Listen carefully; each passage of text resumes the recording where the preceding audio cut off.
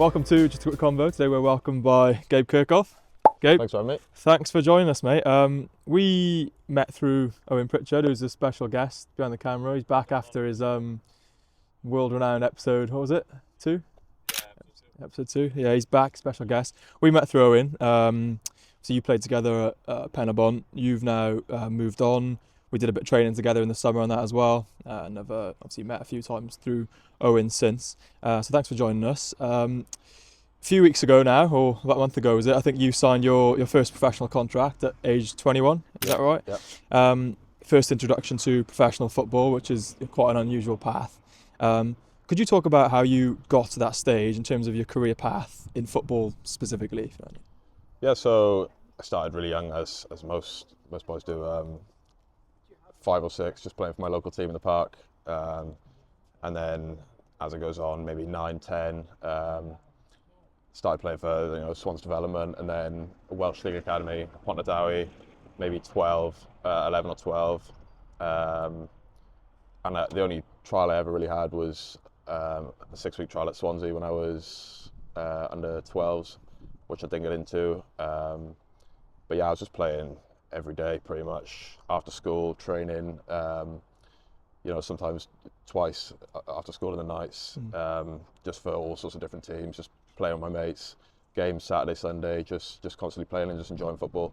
I was always one of the better players on the team because I wasn't playing for the academies, but I never got my chance until I was older. But yeah, so then 16, going into youth football, and started college after COVID. So again, I was just playing, every day pretty much, training for different teams, games 3 times a week sometimes, playing youth football on a Sunday, first team football eventually, at Pontardawe on a Saturday, and just learning so much playing in men's football. I think that's put me in good stead leading into my career. Starting football at such a young age, playing men's football at 17, in the 3rd tier and the 2nd tier in Wales, and then eventually signing for Penabon after 2 seasons at Pontardawe, playing first team there, and then I had 2 good years there playing in Europe and having 2 good years in the Welsh Prem, and then I ended up getting a move to Forest Green, and yes, it's been a bit of a whirlwind last month, but yeah, it's been a journey. Yeah, you mentioned you had a trial when you were 12, was it? Yeah. And you didn't get in there. So from the ages of 12 to say 17, when you started playing first team football, was that still in your mind that you obviously you wanted to be a pro, but was it in your mind that it was realistic and you were sort of striving to get there still? Yeah, I mean, it's always, people ask you when you're in school, do you think you can play? Or people would discuss, do you think they can play professionally? Can they play for this team, this team? Do you think they'll ever make it? And I always say, look, if I can make any money playing football, that's an absolute dream. If I don't have to pay to play, then I'll play either way. But if I can get paid to play, that's brilliant. And the Swans Development, for example, cut off at 14, and they said pretty much if you're not signed for the Swans by then, or signed for a team by then, it's too late for you. That was the attitude that I was told. But then as I turned maybe 16, 17, I remember a coach telling me, or bringing us in as a group and saying, look, I've seen boys at your level go on and play professionally. You've still got time, don't think it's too late, type thing. I remember that really well, thinking almost, what's he on about? It's too late. I'm 16, 17. If I've not made it now, maybe I can play in the Welsh League or get paid a little bit, but I'm not going to play professionally, no chance. But then slowly, as you progress and play, then in the Welsh Prem, and then you start hearing people say, you've got a chance maybe if you get your head down, or seeing other players at your level go on and get moves into the EFL or into professional football. It makes you think you've got a chance, and then that's when I almost locked in a little bit more. Switched the mindset and thought I've got a chance. So yeah. It's like you said, that one person that sort of planted the seed in your mind of this can happen, even though at the time you may have thought it's not realistic. And that's so important. It's one of the reasons why I wanted to get you on, is because I think your story is an important one, where it's maybe not a typical story, but like that guy said to you, here are a few examples it can be done. I think this is an important episode, because I think it can give like maybe others listening who are similar in your shoes, like an example, like an actual example of someone who's not had the typical start to a professional football's career, but got there through doing lots of work and playing lots of games and training, and obviously almost like a bit of attrition, carrying on, and you've got there in the end. Yeah, definitely. I think everyone's path's completely different. There's not one way to get to professional football in this example, but I think if you obviously you have to have ability, but I think if you've got the ability and you've got the mindset to want to do it, you'll find a way. You'll find your path to get there, no matter how that looks. And I do believe that. Yeah. Not everyone's path's linear. There's all sorts of different stories, like JB Vardy, for example, or hundreds of different crazy stories of people ended up even in the Premier League.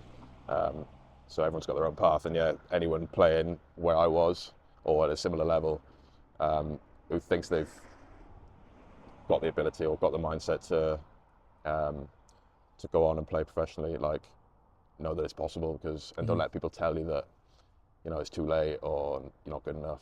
If you believe that you are good enough, then there's no reason why not.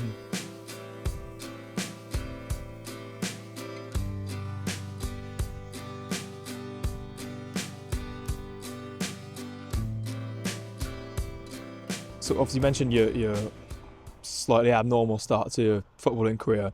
Having not had the footballing experiences and development that a lot of professionals have had through their youth, because that is the norm, better training systems, full-time academy, things like that. Where does your confidence derive from? Because some people might have a bit of imposter syndrome in your shoes, knowing that they haven't had the same development. So I suppose, where does your confidence come from that has helped you surpass that? I'd say you can feel there is times where you feel like imposter syndrome, like you say, but you've also got to believe in your strengths and that you're there for a reason.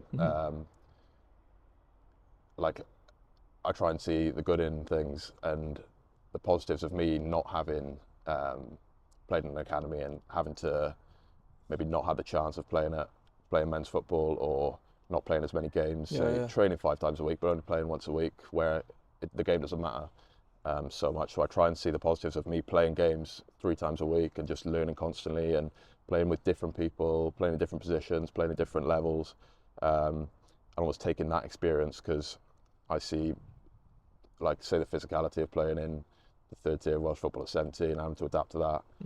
A lot of boys don't play men's football till they're 22. I feel like I've got a step ahead of them in that. Obviously I've got to adapt tactically and technically to the boys who've had that training since they were 6 or 7 every day. But then I turn that into a positive of, now that I've got that, I've got so much more potential to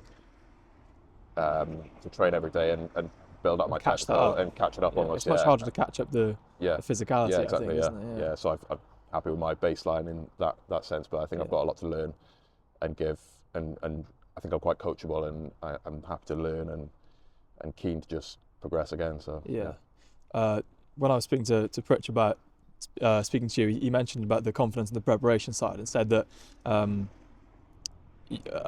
when most of the time when he was with you, your preparation was really rigid and like to the T. I just wanted to ask you about that, and like, how have you found that as well, like having to go from a maybe more relaxed environment to somewhere where, like, it's life or death for some people, if you know what I mean. Yeah, I think maybe at certain times trying to like get locked in and stuff and be more professional in what I do, maybe with diet and like training in the gym on your own, trying to do stuff to, like, when I was part-time, trying to act like a professional footballer. So when I get there, I'm ready to go in. It's a seamless transition. But I think maybe at times I'd gone too far, or my preparation had got too rigid, like you say.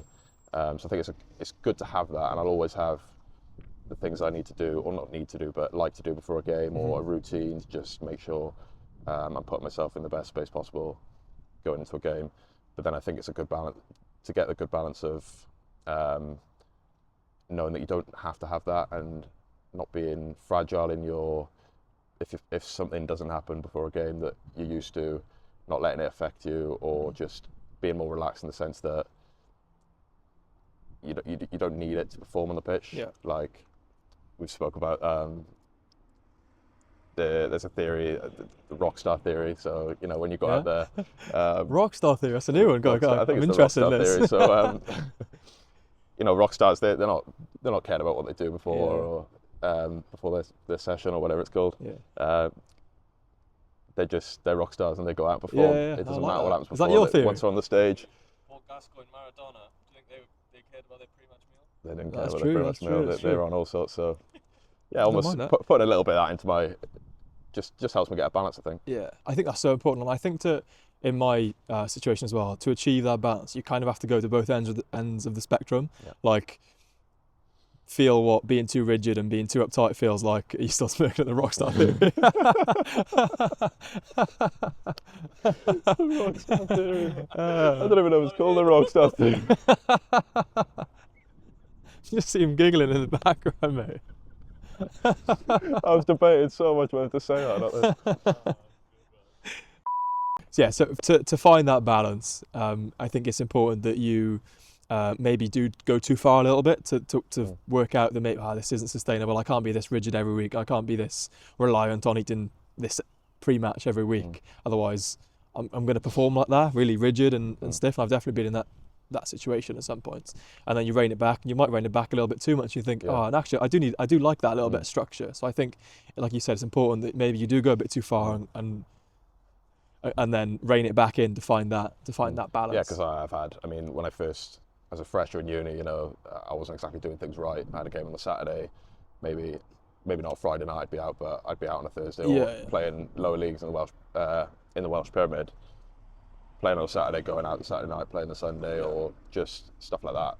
I was completely didn't care about my pre-match routine as much. Whereas then, once I tried to take it more seriously, I was probably more rigid, like going to bed on time, having meals at exactly times, tracking your food, things like that. Like you can overdo it and almost feel stiff, and then when it comes to the game day, you're not even thinking about the game. You're thinking about your preparation, other things. So yeah, I've definitely right. Yeah.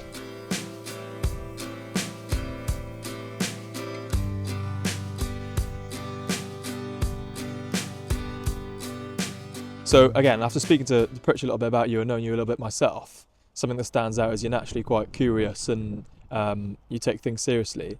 Like you say, because you maybe haven't been in those environments, you want to know what people do, you want to know how people prepare for the games and train and stuff like that. How have you been able to remain that curious and that ambitious, even when football maybe hasn't been, your only priority in life? You've been to uni, you've had other jobs, etc. I suppose.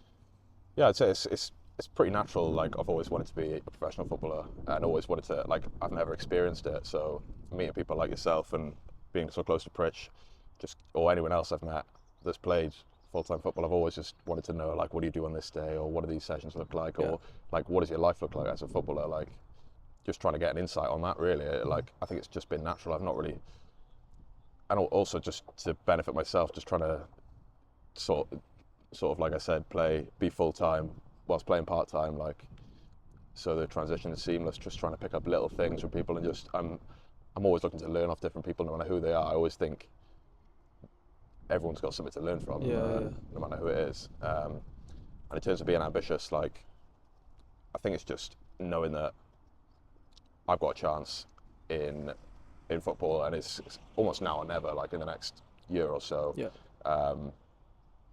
Like just prioritising that, and as well as obviously working my jobs, like in a cafe and being in uni or my paper round or whatever.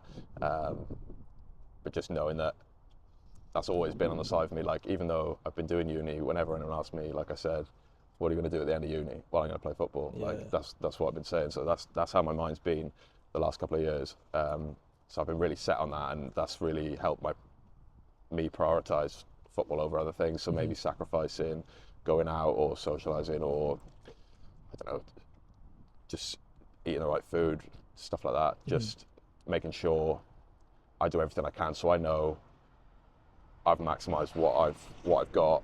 If I make it, I do, or if I get what I want, then great. But just maximising what I've got. You've tried your best. Yeah, done my best. Yeah. With the curiosity as well, like something I've just noted here is like I feel like me, and I think a lot of people and coaches especially as well, they take a liking to people who are curious and that don't like care about asking questions, because I think a lot of people when they don't know something or they feel not as prepared and things like that, it can be seen as like busy to be like asking questions and what do you do here, what do you do here, how did you deal with that, or what do you think about this, and like I'm like that, like I ask questions to people who have been to places I haven't quite been yet and stuff. So it's nice, it's refreshing to hear someone say that. It's like, no, I ask questions, like I don't know it all, and nor does anyone really, and like you're not scared of being the one that doesn't quite know how to do something yet, but you're willing to learn, and that's like a really important thing, I think. Yeah, I'd say whenever someone calls me busy or boring or anything like that, I'm always like, that's fine. That's like, you, yeah. Yeah, that's me, and if you think that, that's great. You are quite bored. I'm joking. I take the positives for it. I take it as a compliment, that's fine. So I don't mind that, and yeah, like especially going into full-time football, I've made a big thing of trying to ask as many questions as I can, because I know I am behind and I don't know what's going on a lot of the time, or the usual schedule or certain things. So I try and make a big thing to just ask as many questions, make sure I'm just learning as much as I can, really. Yeah, I think it's important. I'm sure, you want to achieve much more than even where you are now. But how have you managed to put into perspective just how big of an achievement this is for you, considering where you've come from? And have you been able to sort of take a moment to actually be proud of yourself and realise like how far you've come? Yeah, I mean, obviously, I'm really proud of where I've come, and like I could easily have just not done this and not given it my all and not believed in myself, and that would be fine. I'm not like defined by me being a footballer or not, and I've not made a career yet. Like I've just signed one deal. I'm not naive to the fact that now I've made it and I'm gonna have a 15-year career. Like that's not always how it goes. Like anything can happen, but I'm just proud of the fact that I've told myself this is what I want to do, and I've got a chance here, and I've done everything I can to do that, and to have got a professional contract is a really big achievement. And I'm not naive to that as well. Like it's a dream for so many people, and to be in such a small percentage of people who try and do that is, I'm definitely really proud of that. Yeah. It's a fine balance again, isn't it, between like, being proud, being like content with what you achieve because it's such a good achievement, but then also, like you say, having the awareness that anything could be around the corner as well, and you've got to sort of stay on your toes. You can't stay in that zone for too long. But I was wondering if you have had a moment just to. Yeah, I have. Yeah, but yeah, like you say, and the coaches say it all the time. Like you're playing for your lives here. You're playing for your jobs. Like every game, you're playing. The person you're playing against, they're trying to take your money. They're trying to take your job, type thing. Like at the level I'm playing at, it's as well as it's professional. Like you're not far off having to go get a job, type thing. Still, so yeah, I definitely don't want to switch off. I still want to look upwards and progress, but just know that don't be too comfortable almost. Yeah.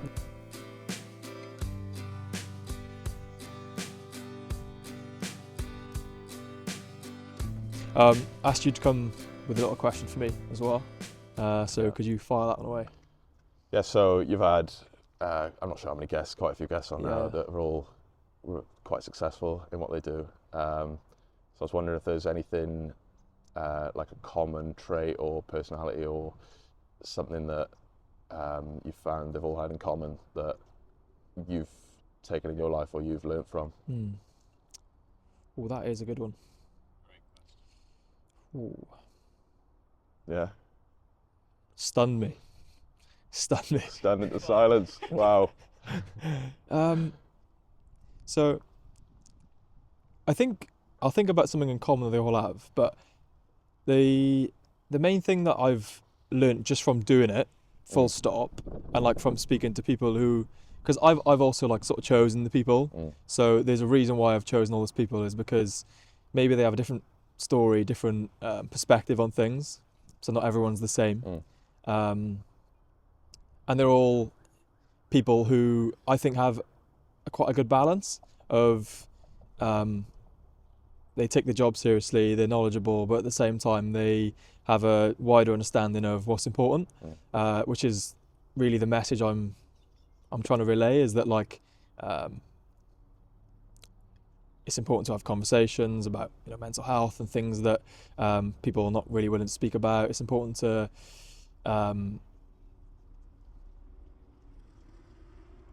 own up to being hardworking, ambitious, all those things, but also be able to be okay if things don't go successful. I think the main thing I've learned from speaking to all those types of people is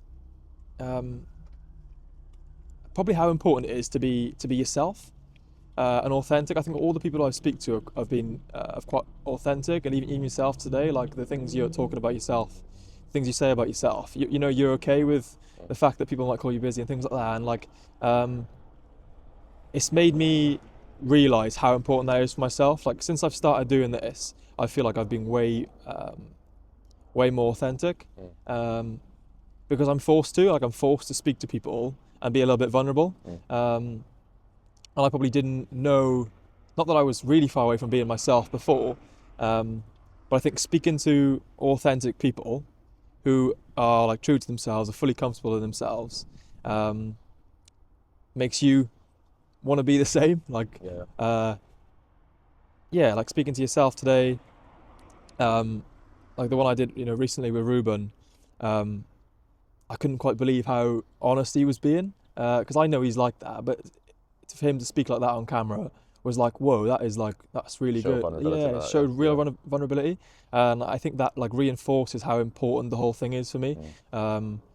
That be yourself, be vulnerable, speak with honesty, and I think that everyone I speak to has been a little bit different, but they've all been authentic, and I really like that about it. I don't think any conversation's been like PR-y or trying to showcase anything other than just being yourself, having a nice conversation, having an important conversation, and like being authentic, like I said. So I think that's the main thing I've learned, and the common theme I've seen in the people who I've chosen to speak to is like that authenticity and how important that is, I think. Yeah, I think that's something that, from listening to other podcasts, like your other episodes, I think, like something I took into moving to like a new change room, a new environment, new place of living, where you spoke about how important it is to be yourself. That was something I definitely thought about going into it, like, because you can so easily go in and try and fit in with a certain group, or go in and try and just see what everyone else is doing and copy and just try and blend in. But I think you made a big point in your podcast with Pritch, I remember, to like your first day, just go and speak to people and just start a conversation, and or just make sure you're authentic, and because it shows in the long run, like people will see straight through it. I think that really helped me when I've listened to you speak before. I appreciate that. Not only will other people suss it out, but you won't feel comfortable anyway. If you're not being yourself, like you might feel easier in like the moment when you're trying to fit in, or you're trying to I don't know, be a part of this group and stuff. But like after a few days, it's exhausting. Like you'll be exhausted doing that, and as uncomfortable as it might be to ask someone to go for a coffee, or I don't know, say something that you might feel a bit uncomfortable saying in a new group environment about yourself or whatever, like after a few days or a week, like, well, it's not exhausting because you're just being yourself, and it's sustainable that way. Whereas it's definitely not, like. So authenticity, I think. I'm glad that you took that from that, because I remember speaking about that with you, Pritch. And it's not an easy thing to speak about, because it's tough. It's tough to go into a new environment. How did you find that? Yeah, it's tough when, especially with people from like all over the country. Like I'm used to being with local lads, people I know from school, or people who are from South Wales, maximum really, like that all have a similar upbringing.